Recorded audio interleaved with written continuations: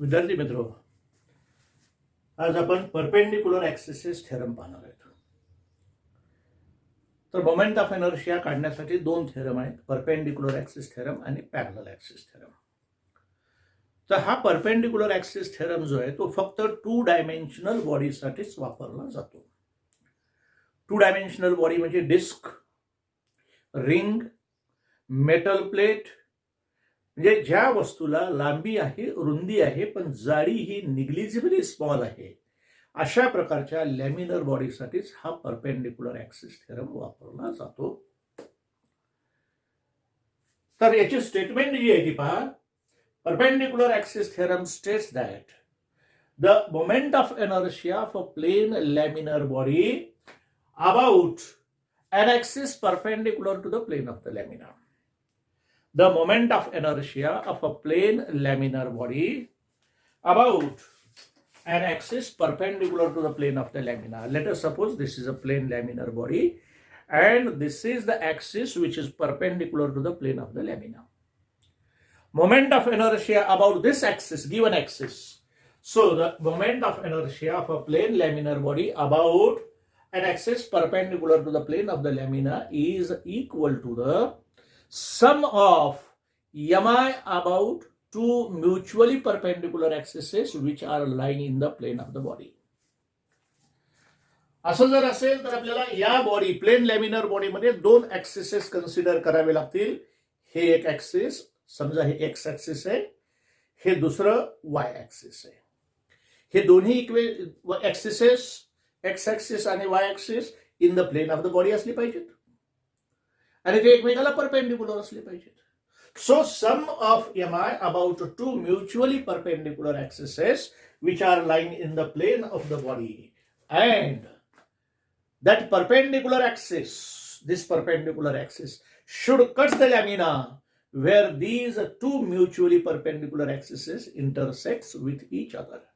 तर हा perpendicular axis कुठून पास झाला पाहिजे, तर जिथं एक्स ॲक्सिस आणि हे वाय ॲक्सिस जिथं एकमेकाला इंटरसेक्ट होतात त्या ठिकाणाहूनच हा थर्ड ॲक्सिस म्हणजे परपेंडिक्युलर ॲक्सिस पास झाला पाहिजे. जर असं असेल तर या एक्स ॲक्सिस आणि वाय ॲक्सिस भोवतालचा मोमेंट ऑफ इनर्शिया म्हणजेच झेड ॲक्सिस भोवतालचा moment of inertia. Let us suppose this is a plane laminar body.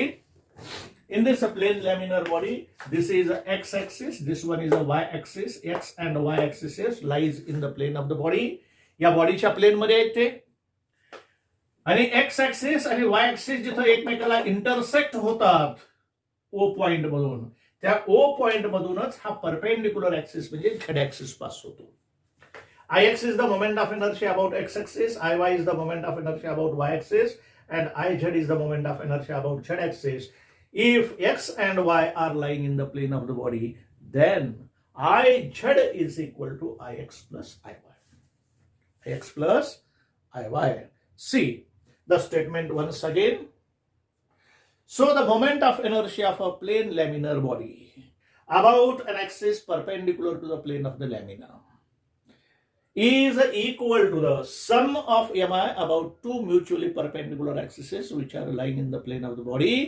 And third axis, that is the perpendicular axis, should cut the lamina where two mutually perpendicular axes intersects with each other. तर ही जी statement आहे ही पाठ करण्यासाठी किंवा लक्षात ठेवण्यासाठी याचे 3 भाग पाडावे लागतील. हा पहिला भाग, the moment of inertia of a plane laminar body about a perpendicular axis. Perpendicular axis is equal to the. आता याचा दुसरा part, sum of mi about two mutually perpendicular axes which are lying in the plane of the body. And tisra part, the perpendicular axis cuts the lamina where two mutually perpendicular axes intersects with each other. तर अशा प्रकारे या डेफिनेशनचे या स्टेटमेंटचे आपल्याला 3 part पाडावे लागतील आणि त्याच्यानुसार ते आपल्याला लक्षात ठेवावे लागेल किंवा पाठ करावी लागेल.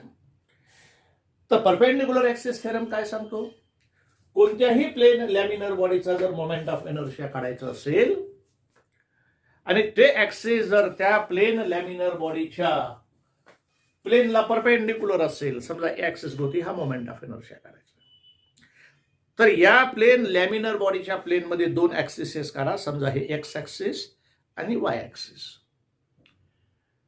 तर हे एक्स ऍक्सिस आणि वाय ऍक्सिस असे काढायचे की या एक्स ऍक्सिसचा आणि वाय ऍक्सिसचा पॉइंट ऑफ इंटरसेक्शन हे थर्ड ऍक्सिस किंवा परपेंडिक्युलर ऍक्सिस जिथून पास होतं नेमकं त्याच ठिकाणी ते पॉइंट ऑफ इंटरसेक्शन असला पाहिजे.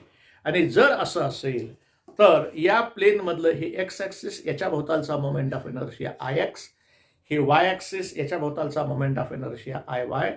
दिस sum of these two moment of inertia ix plus iy is equal to iz. So this is a perpendicular axis theorem.